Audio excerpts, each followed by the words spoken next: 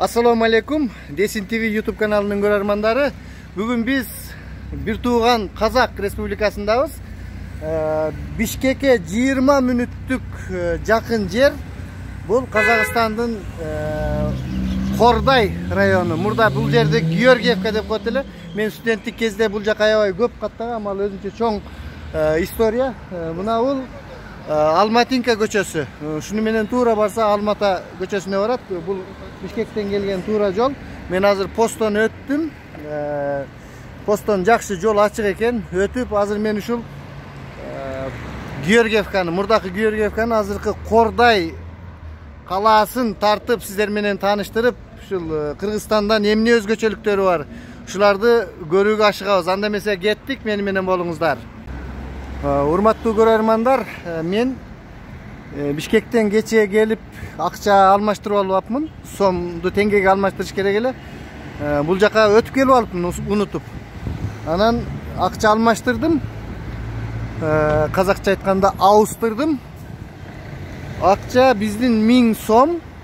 Bulardın jana posttan beri jak ötkөндө 5000 som, 5000 tenge bolot dediler. Men bir ogal жерден almaştırбай taksist айтты. Азырынча автобустар каттай эле экен. Мен 400 теңге менен ушул жерге келдим. 400 теңге деди. Ошондо 400 теңгеси, bir 100 теңгеси биздин 18-19 сом болуп калат экен да. Мисал үчүн 1000 теңге 5017 1000 сом 5017 казактын теңгеси болот экен. Биздин кыргыздын 1000 сому 5017. Ошондо bir bizdin bulardın 100 tengesi где-то bir 18-19 som bolup kalsa gerek. Mına hazır men обменкаларды көрсөтөмүн. Anan dostlar kalgan jaktарын görüp tanışırabыз. Mına bul Şoro, Maksım, Çalap деген Kırgızstandagы satılgan nerselerдин баардыгы ушул жерде бар экен. Таң калыштуусу. Обменка мына. Misal үчүн 1000 som 5170 tenge болот экен. Эгер 1000 сомду сатып ала турган болсоңуз 5500 теңгеге сатып аласыз. Рубль болсо 5000 болот экен. Ал эми алуусу 5500 теңге. Рубльдин курсу демек сомдон бир аз төмөнүрөөк. Доллар 450-460 дейт. Продажасы евро 470-490 дейт. Мына шул курс мен алмаштырган деле, мен ушул жактан алмаштырдым. Ушундай курстар экен. Мына Халык банк, Казактын банкы, Кыргызстанда дагы бар Халык банк. Анан мага азыр келатканда таксист айтты. Буларда бензин 170 теңге болуп калат экен да. Ошондо 170 теңге болгондо 170 dedi. Ушул азыр сурайбыз го. Сомго өтө эле арзан болуп калат экен. Бүт Кыргызстандан машиналар келишип, маршрутка айдагандар, таксисттер, жөнөкөй адамдар деле могу чегара ачылгандан бери келип, ушул жактан заправка кылып бензин алып кетип атат деп таксист айтты. Ошондой баягы адамдар жашоонун аргасын кылыш үчүн ар кандай нерселерге барат. Бизде бензинди көрүп атасыңар. Бишкекте 65-66, ал эми тиги бош жактарда 70-ке чейин, 80-ге чейин да болуп кетип атса керек бензиндер. Мен өзүм билбейт экен. Чыгылып бензинди ушул жактан алып кетип атышыптыр.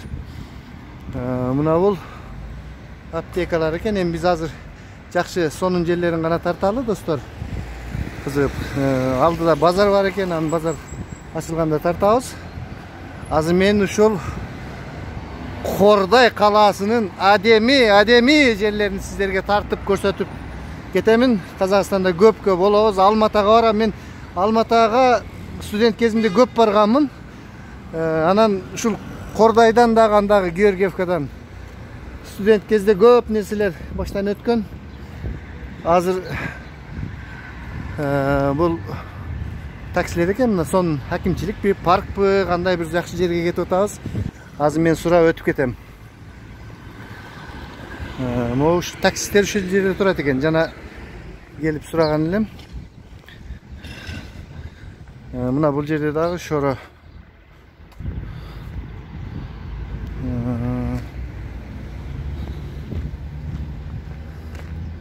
Здравствуйте. Я блогер из Киргизии. Вот сейчас таксист мне сказал, якобы бензин здесь сколько тенге стоит из Киргизии? Пришли, говорят, люди покупают бензин. Не знаю. Наверное, проездом покупают. 180 тенге стоит. 180 тенге. Это 95-й, да? 92-й. А 95-й? Ой, я не знаю. 200 еще. 10 тенге, да? Ну, все равно дешевле, чем у нас. Да? 180. Говорит. Benzin 180 tenge ekan. Eğerde 100, 200 болгондо деле, эгер 200 тенге болгондо деле 19'dan эсептесек 38 сом болуп калат экен 1 литр бензин. 1 литр бензин 38-40 сом. Карагылачы достор, кандай Кыргызстан менен айырмасы бар. Айырма күчтүү. Мына велосипедтер бар экен. Биз азыр бир сонун мемориалдык комплекске бара жатабыз. Ошону көрсөтүп коюп, бул жерде бытовой техника сатылат экен. Можно снять, брат? Можно снять? А? Ну, видео, YouTube. Здрасте.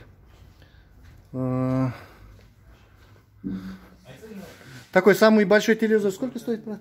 Вот он самый большой. Вот. Еще есть? А где самый? Вот этот, да? А сколько стоит такой? 620 тысяч. 620 тысяч тенге. Диагонал какой это? 75. 75 диагонал. А вот этот еще меньше, сколько стоит вот этот? Это ящик называется. 255 тысяч. 255 тысяч, 255 тенге. Шундай аппаратуралар сатылат экен бул жерде. Негизинен рахмат балдарга. Спасибо вам, брат. Хорошей торговли. Шундай азыр тиги комплексти көрүп коебуз достор. Казактын домбуралары канча сом турат экен сурап коелучу. Ассаламу алейкум, домбуралар канча турат? 20 миң. Да. Сиздер сатасыздар же алдыңыздарбы? Сатамыз. Сатасыздар, телефондор бармы? Бар. Телефонду айтып койсоңуз, биз YouTube канал. Туда надо, бар. Это все вместе, да? Ну ладно, я сейчас телефон. Ребята, телефон скажите. Внутри? А где телефон? С правой стороны. Samsung, Redmi, iPhone. Нет, ребята, я номер телефона, что ваш номер телефона. Чтобы, если кто-то интересуется. 8, записать надо, да? Ну, скажите. 8 775 171 8305. Еще раз повторите. 8 775 171 8305. Ага. Если кто интересуется, ну, мало ли чего, правильно? Я вам домру спросил, сколько стоит. Рахмет. Телефонunu сурасам, bu жигиттер телефон сатылган жерде көрсөтүп коюшту. Рахмет, жигиттер. Мына достор, домбура 20 миң тенге дейт. 20 миң тенге, значит 10 миң тенгеси 1900 сом болсо, 20 миң тенгеси 3800 сом. Нормальный цена. Менин кызым комуз чертет. Может домбура да алып берип үйрөт. Домбура өтө мелодичный, мындай сонун жакшы казактын улуттук музыкалык аспабы. 20 миң тенге сонун акчасы жакшы. Азыр биз мемориалдык комплексти көрөбүз да, анан башка жагына өтүп кетебиз достор. Бул сонун жер экен. Көрүп коелучу. Акимчилик, эмелер окшойт. Бул Улуу Ата Мекендик согуштун катышуучуларына арналган комплекс окшойт. Быйыл Казакстанда парад болбойт деп жатат. Биздин Кыргызстанда да болбойт деп жатат. Билем, аны да көрөбүз 9-майда. Азыр биз барып ушул комплексти карайлычы. Бул жерде геройлор жазылган окшойт. Геройлор экен, Москаленко Иван Васильевич, 41-жылы өлгөн экен, герой Советского Союза. Романютин Александр Иванович, герой, 2006-жылы өтүптүр аламдан. Сушев Степан, Сердюков Сергей Яковлевич, Евман Василий Иванович. Билесиздер, достор, ушул Памфилов дивизиясы, генерал Памфилов ушул Бишкекте, анда Фрунзе, анан Алматада, биздин ошол Москванын алдында 28 батыр. Негизи ушул Казакстан, Кыргызстандан, Дүйшөн Куршопоковтор болгон, Казакстандан болгон мына батырлар. Ушулар ушул биздин Казакстан, Кыргызстандан барган батырлар болгон. Мына азыр эле көп айтышпай анан тигинде мындай Памфиловский дивизия деши. Памфиловский дивизия кактан келип, кантип коргоп, ал жөнүндө сөз жок. Азыр муну биз айтышыбыз керек. Бул тарых, достор. Мына негизинен ушундай жакшы нерселер бар экен. Анда эмесе кайттык, достор, кайттык.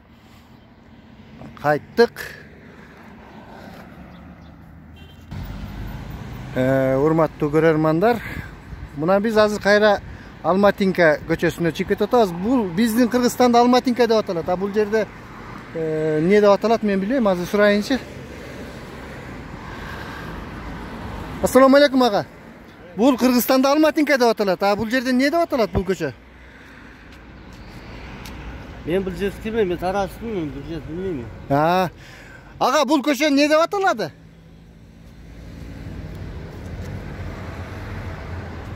Интервью албасыңбы? Бу YouTube каналга. Бизде Кыргызстанда Алматинка дейди го, бул көчө эмне деп аталады? Мына көчөнүн аты.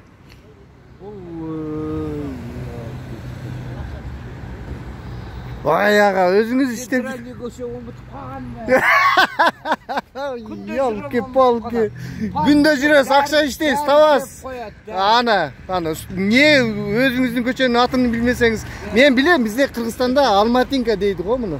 Азыр мен сурайбыз адамдардан. Ана, жибек жолу? Ай. Ладно. Жибек жолу, мына бизде Алматинка көчөнүн ууландысы, биякта жибек жолу.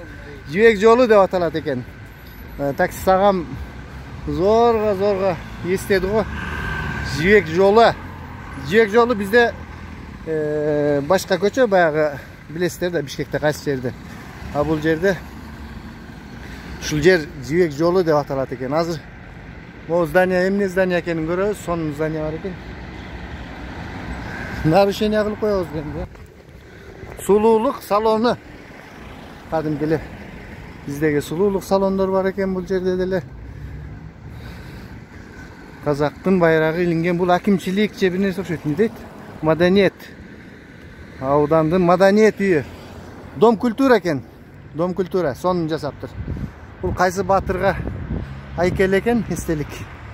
Азыр көрөбүз. Бул жерде мечит бар экен, достор, мечит. Мечит. Красивый мечит экен.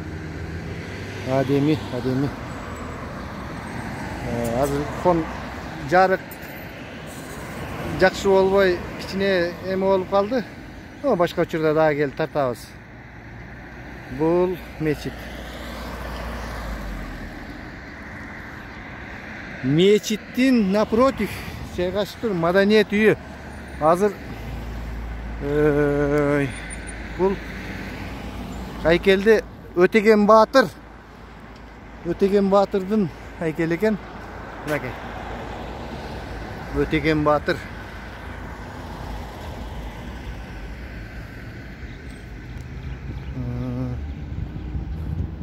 Здравствуйте. Өтеген Батыр ким болгон деп сурайын дедим эле. Бул энди орустан сураган билмейди го. Өтүп кетейик.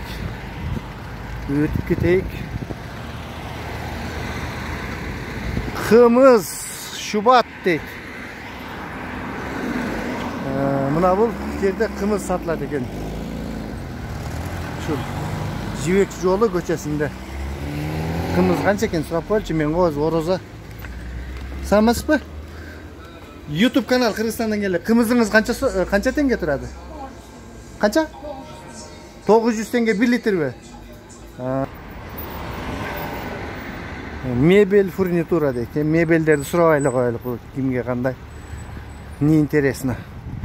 Биз азыр автовокзал жака бара жатабыз. Достор, автовокзал жака бараткандан мына азыр мен кайра келип анан ушул жерди улантабыз. Азыр болсо бир көчө калып кетти, ошол жакты тартып келелик. Урматтуу көрөрмандар, азыр биз ушул Жибек жолу көчөсүндө жайгашкан базарга киребиз. Базарга кирип туруп, анан могу көчө менен карап чыгабыз, анан автовокзалга барабыз. Азыр мына биздин жол экен. Биздин жол.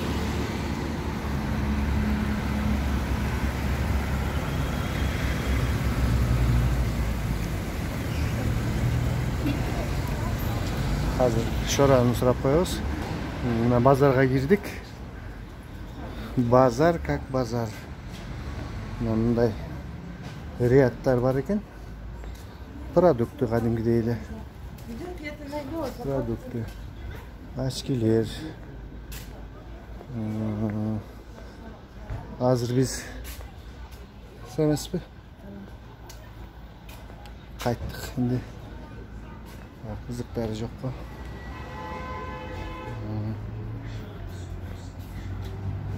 Сурап коелучу.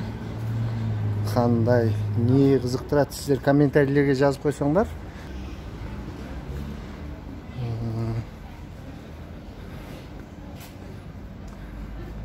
Бул жакта мучный изделиялар арзан болот. Конфет бермейм. Здравствуйте. Я сену просто снимаю, блогер. Из Киргизии приехал. А вот, например, вот пачка печенья. Сколько стоит? Это не печенье, это кекс. Стоит 1000 тенге. 1000 тенге, да? Кыргыздын пулуна он 190 сом где-то. 190, да? 190, 180. А это сколько стоит? Это 1400. Чуть-чуть дороже. Ну, нормально сильно. Ну, почти одинаково. Наверное, из Киргизии, что ли? Нет, это не из Киргизии, это все алматинское. Алматинское, да? Почему-то они похожи. Или отсюда туда. Ну, такие в Киргизии. Да, видим. Здравствуйте. Здравствуйте. А почем у вас салаты? От 300 и выше. От 300, да? Это 300 тенге килограмм или что? Баночка с порция. Порция, да? А что вы снимаете? Я просто блогер из Киргизии приехал. Так, интересно. Вы будете на это? Только нас не выставите? Не. Инстаграм? Почему не выставить таких красивых девушек? Инстаграм я могу. Нет, я Десин ТВ, YouTube. А вы чем занимаетесь? Я вот ее сменщица. Здесь салат. Постоянно, да? Свежие салаты у вас, да? Конечно, Вот, уважаемые зрители, если кто в Кордае бывает, приходите, вот красивые девчонки предлагают разные корейские, казахские, там еще, не знаю, армянские, там всякие салатики. Спасибо, девочки. Вот здесь тоже салаты. Саламатсыз. Тоже, наверное, сено одинаковые, да, там? Цены все стабильные, одинаковые. Ага. Вот такой у нас рынок, друзья. Бұл жерде самса бар екен. Самса, мен Кыргызстандан келдім. Самса қанша теңге тұрады? 200 тенге. 200 теңге. Примерно 19-38 сом. Нормально. У нас тоже так же, наверное. Сізде қаншада Кыргызстанда? Мен Жалаваттан келдім. Жалаваде у нас вообще недорого. А вот в Бишкеке, наверное, так же. Я не знаю, да, честно говоря. Қазір бәрі қымбат. Бәрі қымбат, а? Продукты бәрі көтеріліп кетті. Мына ушундай теңге. С курицей 200 теңге дейт. 200 теңге. С мясом 200 теңге. С сыром 200 теңге. Бар эле 200 теңге. Рахмат. Сиздики канча теңгеден? Канча? Тоже 200 теңге. А гамбургер канча? Гамбургер 300. 300, а? Азыр мен ораза болмаганда бирди алып көрөт эдим го. Ладно, рахмат. Мына ушундай нерселер бар экен. Саламатсызбы? Жумуртканы казакча эмне дейт? Бизде жумуртка дейт. Жумуртка? Канча? 13-түгү канча? 13-түгү 600 теңге экен. А булар не? Сүтпү? Айран, сүт. Сүт канча? Сүт 200. 250. Süt 250 kımbatıraak eкен. Сал мына шундай базар экен. Рахмат. Содаңыз жүрсүн. Мына биз бул кайсы улица көчө? Төлө? Төлө би көчөсүндө баратабыз, урматтуу көрөрмандар. Төлө би көчөсүндө бүт торговый точкалар жайланышыптыр. Төлө би көчөсү. Здравствуйте. Урматтуу көрөрмандар. Biz Төлө би көчөсүндө баратабыз. Сонун көчө экен. Бүт нерсе, бүт торговля, бүт нандар. Здравствуйте. Блогер из Киргизии. Просто я интересуюсь. А сколько стоит? 140, да? С Киргизии блогер? Ну, рядом дорогу открыли. Приехал в гости показать десятинтовый YouTube. Так. А вот этот сколько стоит? Ромашка, да, называется? Сколько тенге? 135. 135. 100, если 19. Примерно одинаковая цена. А этот джубка сколько стоит? 100 тенге. Джуз? 100. 100 тенге. Ну, 19. Рахмет, рахмет. 19. Я не знаю, у нас сколько стоит, ну, да, это. Джубка 100 тенге екен. Джубка. Мына бул жерде жалаң сүт базар екен. Сүт базар. Рыбный рай дейт, рыбный рай. Бул жакта неме? Рыбный рай. Требуется реализатор. Мына кимге реализатор болуп иштейм десеңиздер, бул жерге келип реализатор болот. Самса бүт 200, 3 в одном 300 дейт. Ушундай. Азыр орозо болбогондо көрөт элек. Буларды карс этиргизип. Ушундай сонун көчө экен, Төлө би көчөсү. Төлө би көчөсү. Белорусские колбасы дейт. О, бул жака кирип көрөлүчү. Бул жерде это торговый ряд. Магазин екен. Торт, морт. Ладно. Жакшы магазин екен. Ого, бул көчөнүн этек жагы бүт эле базар болуп кете берет экен. Капуста, мапусталар. Урматтуу көрөрмандар, зерикпей туруңуздар. Мына биз азыр одежданы сурабайбыз. Анткени одежда бул жерде Кыргызстанда кымбат болсо керек, Дордойдо арзан да, бияка алып келип сатышат. Негизинен ушундай жакшы нерселердин баары бар экен. Зелендер 70 к дейт.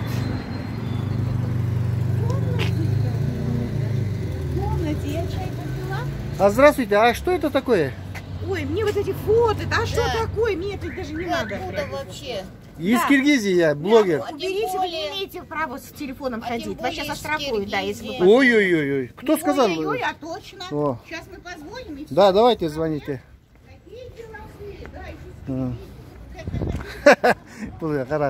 Какие деловые из Киргизии деп сразу тартканга болуп. Булар наоборот тартып реклама кылып коеюн десе, тескерисинче катышат. Это везде так. Гүлдөр.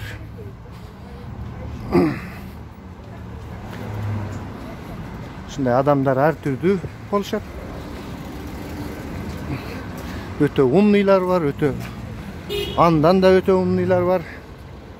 Мандарины, яблоки. Нандар бар екен. Нандар канчадан? 150 тенге. 119 болса 50-сі 30 сомдон екен где-то. Колбасная лавка дейт. Белорусские колбасы. Сон нерселер бар екен. Куры. Можно, да? Просто как реклама. Куры 200 тенге. Это килограмм 1200 тенге, да? Куры. Вот нижний. Да, старая цена. А, это старая, да? Куры 1300 тенге. Это недорого.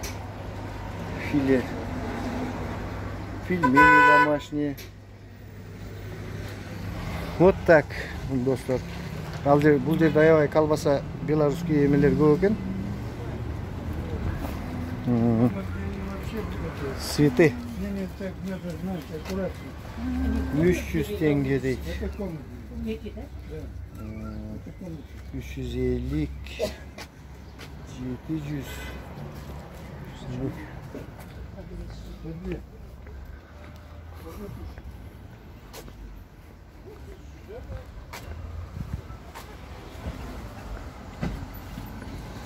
Дарвыздар пайда болуп калыптыр. Дарвыз. По-русски арбуз, по-кыргызски дарвыз.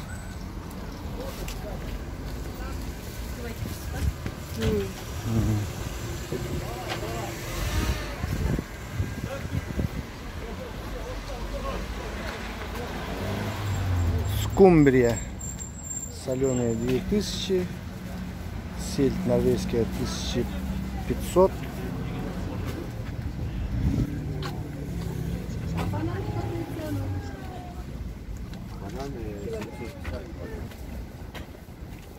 Зелень. Так, достор, шуну менен бул жакты бүтүрдүк. Ет мясо дейт го. Етти тартып өтөлүчү, канча теңге экенин. Етти тартып коелучу.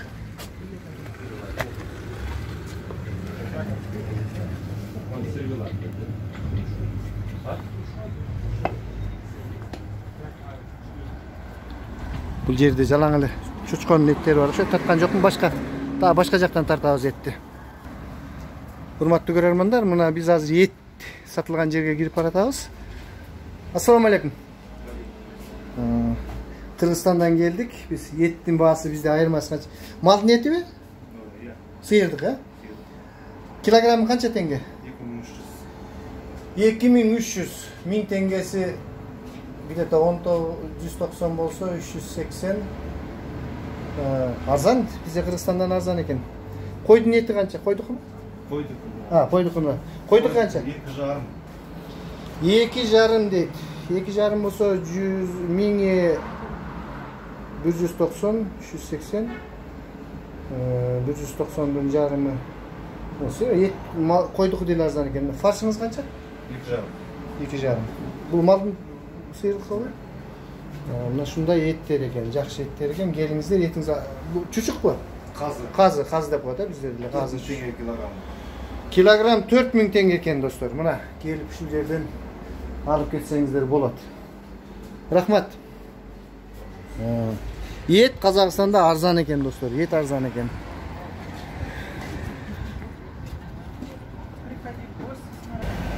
Урматтуу көрөрмандар, мына шоро деп турат. 0,2 100 теңге дейт, 0,4 200, 500 теңге. Максим шоро. Чалап деле ошондой экен. 100 теңге демек 200 граммы 19 сом. 200 граммы 19 сом.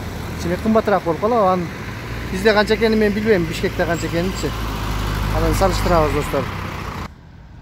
Урматтуу көрөрмандар, биз кайра Жибек жолу көчөсүнө чыктык. Жана ушул жерден кайра кайтып кеттик эле. Бул жерде Бала Уса деген магазин турат. Детский буюмдар сатылат экен. Жалаң детский оюнчуктар, велосипеддер. Бул жер болсо детсад, бала бакча. Детсад бар экен. Урматтуу көрөрмандар, ушул Жибек жолу көчөсү менен баратабыз азыр. Мен мына продаю деген үйдү көрүп калып, менде коммерческий интернет базар деген канал бар. Өзүмдүн жээнимдин каналын алдым. Жээним Ырысбек мага каналын берди, ошону иштетиңиз реклама кылып деп. Ал жалаң базар тарткан каналды ошо интернет базарга киргизип койдум. Интернет базар деп кирсеңиздер болот. Урматтуу көрөрмандар, Курдай калаасында дагы бир үй сатылып атыптыр. Муну өзүңөр телефон чалып эле көрсөңүздөр болот. Кымбатыраак болуш керек, жанагы 2 миллион деп атты эле. Бунун телефону +7 776 215 52 33 экен. Жибек жолу 247. Жана мен тарткан үйдөн эле кичине берагыракта экен. Мына ушул телефонго чалып номерин билсеңиздер болот. Наверное, тоже под бизнес. Бул жерде мектеп бар экен. Кош келдиңиздер дейт. Бизде кош келиңиздер дейт, буларда кош келдиңиздер дейт экен. Урматтуу көрөрмандар, мына азыр биз Жибек жолу көчөсүндөгү заправкадан бензинди көрүп атабыз. 95 жок экен. Ал эми 92 болсо 182 теңге деп турат. Дизельный топливо 230 теңге дейт. 200 теңгең 19-дан болгондо 38 сом. 6 сом, 5 сом, 38ге 5 сомду коссок 43 сом экен. Дизельный топливо 43 сом кыргыздын сомуна. Бензин 182. Бул 33-32 сомго туура келет. 19-дан жок. 19-дан болгондо 38, 36, 37 сом где-то. Точно ошондой болот. Бензин арзан экен достор. Кыргызстандан почти 2 эсе арзан экен. Казакстандын башка жактарында, башка калаларда кандай экенин билбейм. Бул жерде ушундай экен. Азыр дагы ар жакта дагы заправка бар экен, аны да тартып өтүп кетебиз. Урматтуу көрөрмандар, бул заправкада машиналар көбүрөөк турат. Демек кичине тиги заправкага караганда арзаныраак окшойт. Азыр биз көрөбүз. Мынакей заправкада машиналар келип атат. Тиги заправкага машиналар барган жок. Бул жерде бул Элемир деген. Элемир жакшат экен, Элемир деген. 95 205 теңге экен. 92 175. Дизельный топливо 225 теңге экен. Арзан достор. 220. Өзүңөр эсептегиле, 100 теңгеси 18-19 сомдон эсептей бергиле. Канча болот бөлүштүрүп. Бизде канча, буларда канча. Арзан, аябай өтө арзан экен Казакстанда бензин. Мына казактар менен биздин үлкөндөрүбүз сүйлөшүп бензинди алып чыгышпайбы? Жакын эле мына 20 мүнөт ушул Георгиевкага Кордай деп коелу азыр. Кордайга кириш үчүн Кыргызстандан 20, ашып кетсе 30 мүнөт. Жарым саатта кирсе болот да. Бензиндин мына айырмасы, мамлекеттин айырмасы. Ушундай достор, ушундай. Азыр бул жерден бирөөдөн сурадым, автовокзалга чейин канча калды десем, 800 000 метр калды. Где-то 1 километр бар экен мындан биягына дагы басып барабыз достор. Биз менен болуңуздар, экрандан алыс кетпеңиздер. Автовокзалга аз эле калды. Урматтуу көрөрмандар, мына бул жерде дагы бир үй сатылат экен. Жибек жолу 347. Мына телефондору. Өзүңүздөр чалып билип алсаңыздар болот. Канча соттук жер бар экенин айтып берет. Биз кирген жокпуз. Азыр биздин алдыбызда бир адеми замоктор турат. Ошол замокторду көрөлүчү. Кандай, бул эмне болгон имарат? Азыр барып көрөбүз достор. Көрдүңүздөрбү? Онунда турат. Азыр барып сурайбыз. Дагы оң жакта дагы ошондой бир имарат турат. Бул эмне болгон имарат? Азыр бу көрөбүз. Кафе Бауыржан. Өзүнчө эле бул жер сон жасалыптыр. Мына көчөттөр. Көчөттөр бар экен. Сирен гүлдөп калыптыр, сирен. Мынакей көчөттөр. Декоративный арчалар бар экен. Штамбой роза дейт. Абрикос. Салам алейкум.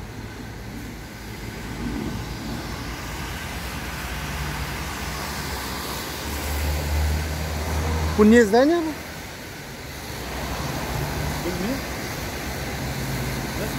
Restoran bu.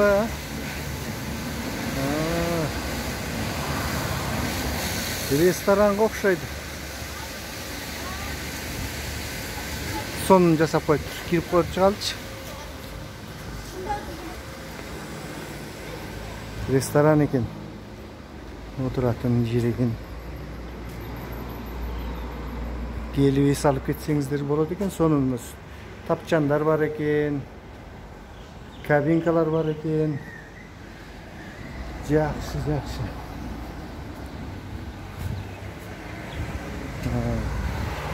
Бұяқта дағы бір здание тұрады.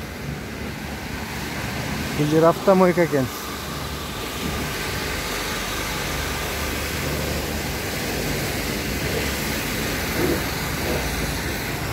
Қарағылачы достар, қандай сонын. Мына бұл зданияны айттым, сонын замок қылып қойды. Ар жақта дағы бар екен жындай. Кордай, бут всегда теме. Суши дейді. Кафе екен мына бұл. Кафе. Мына достар. Үстін көрдіңіздер ме? Ондай. Красота.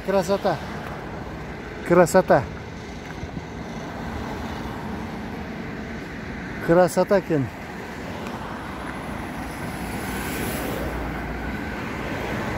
Кафе Бистро.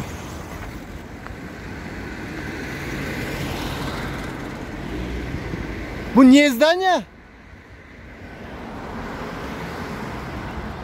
Ya. Гостиница. Girip sırasa болады, қанша тұрады? Бұл гостиница, мейманхана екен достар. Қана bir күнге қаншаға жатып кетсе болады. Ешкімсіз жоқ қой.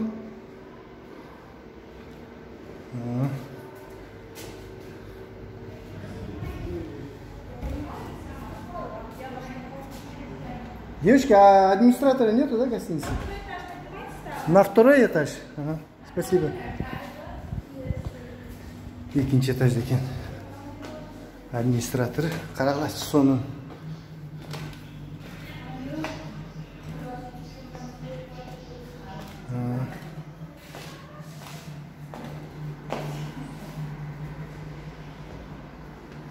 Саламатсыз бі? Администратор кім екен? Саламатсыз бі? Біз Қырғызстандан келдік, YouTube канал, Десин ТВ деген. Бұл Эсир деген гостиница екен, да, мен қана. Қанша теңге тұрады? Bir суткасы. Арзаны қанша, қымбаты қанша? 10 мың теңге. Астында управляющий бар, сол кісіге барсаңыз. 10 мың теңге, не примерно білейін отам. Анан жаңағы документтерін да қылып береді, учет тіге бұл барын қылып береді. Столовой тамақ жей тұрғандары бар. Рахмат. Душ, пуш тіге бәрі бар, şimdi. Бассейн, сөйез. Сон екен, әдемі. 10 мың теңге дейді достар. 1000 теңгесі 19.190 болса 1900 сом. Бізде ошто деле ошондой 1900-2000 сом болып қалған, қымбат негізі мындай эме жерлер. Магазиндер бар екен, бүт продукция бар екен, бұл жақта столовый бар екен. Жақсы. Автоматтар бар екен. Негізі достар, бұл жерде гостиница, мейманхана, қонақ үйлер аябай көп екен. Мына ары жақта дағы тұрады. Шундай замок оқшап салынған қонақ үй екен.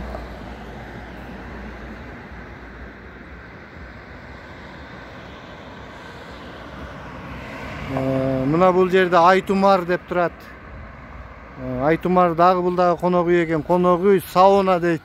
Айтумар, гостиница, сауна. Мына бұл жаққа кіріп кетеді екен дағы. Мына урматтуу. Ого. О-о-о-о деп атат. Да, все нормально. Балтек. Урматтуу Кордай шаарына келүүчүлөр болсо, келип эс алып кетүүчүлөр болсо, келип сон экен негизи. Мен эми мындай эле Курдайдын дагымынан көп секрет жерлерин билбейм. Походу эле кетип атам. Мына бул жаңы заправка, эски заправка. Баалар жазылып аптыр, муну да көрүп коелу десек. Кенен экен. Аябай. Азыр биз автовокзалга жетейин деп калдык. Автовокзалга жетип туруп анан кайра постко кетебиз. Ошентип бүгүнкү биздин Кордайга болгон саякатты жыйынтыктайбыз достор. Азыр болсо автовокзалга жакындап калдык. Мени менен болуңуздар, алыс кетпеңиздер. Казакстандын адеми калаларын, ауылдарын барын көрсөтүп берем мен, Кудай кааласа. Мына бул болсо Алихан Бөбек жайына дейт. Өзү казак менен кыргыздын тили вообще эле жакын да. Бөбек. Бул Bala bakça eкен da, Aliхан eki. Жомок, сказка eкен. Sonun.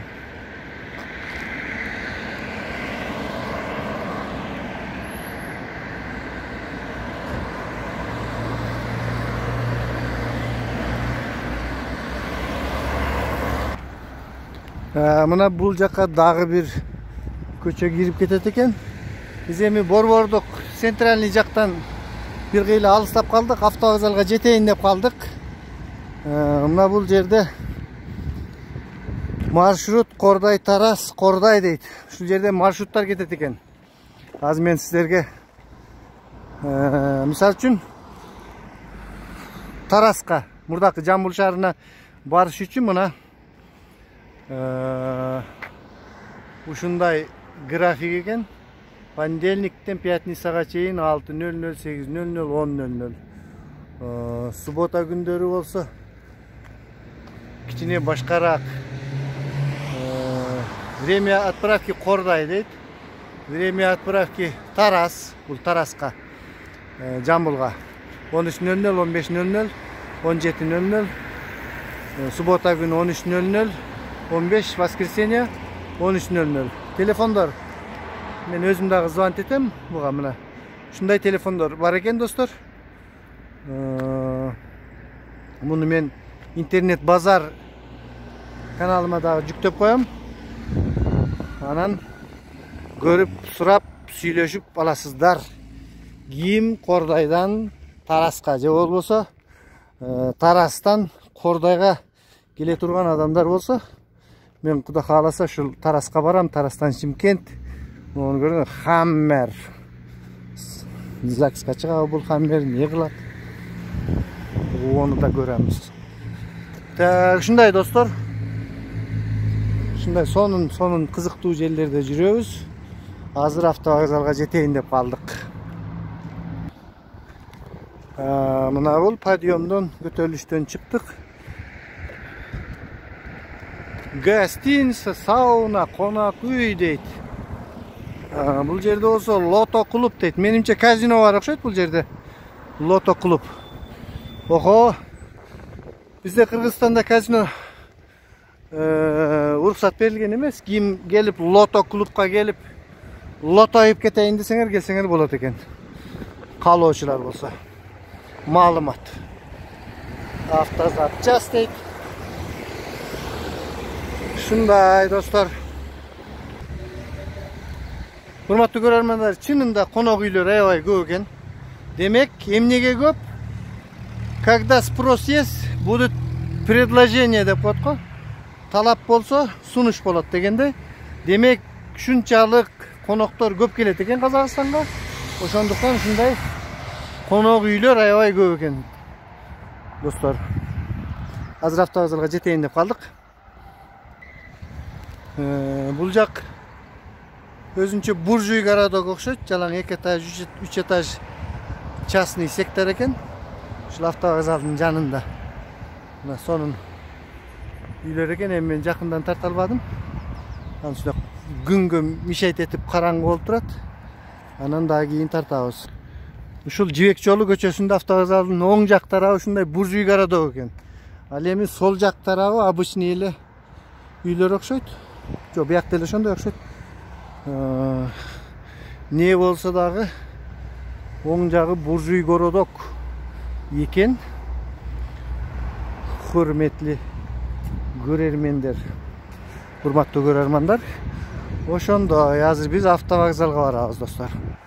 Автовокзалга кетип эле атабыз, так эле жетпедик. Алмата 200 км болгону, демек акырын айдаган машина болсо бир 4 саатта, 50 менен жүрсө тез айдаганы бир 3 саатта барып калса болот экен. Жакын Алмата негизи. Урматтуу көрөрмандар, Алмата 200 км, шу 100 дейт, Тарас 310 км экен бул жерден. Тарас 310, шу 100. Шу шаарын билесиздер. Станция шу деп поезд менен барганда өтчү эле. Кафе Рублевка дейт. Мына буржуй городок Рублевка деп аталат окшойт. Кафе Рублевка дейт. Rублевka kafesi.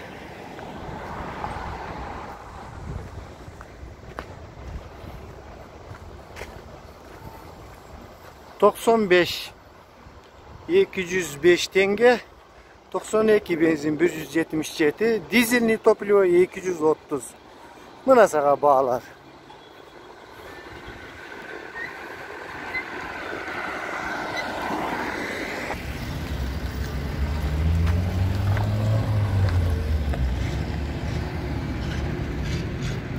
Sonun kumralardı jasap koydu. Hurmatlı görermanlar, avtovokzal жоқ eкен. Men mына азыр була Байкеден сурадым. Avtovokzal жоқ eкен. Илгерки Союздун кезинде мен Алматага каттаган avtovokzal давно түтү жоқ дейт. Таксилер бар дейт. Таксилер 6000 теңге экен. Канча дедим? 3000. 3000 теңге бул кыргыздын сомуна где-то 580 сом болот. 600 деп коелу курс менен алганда. Нормально, Алматага чейин 500. Самолет 15 000 болуп атты эле өткөндөчү Кыргызстандан. 500 сом нормально чыгы. Урматтуу көрөрмандар, ушул жерден биз эми кайттык. Кордайдын негизги көрө турган жерлерин көрдүк. Урматтуу көрөрмандар, бул агам мени жөн эле алып барып коем деди. Азыр кайттык биз энди. Кайттык, тартып кетебиз. Бисмилlah.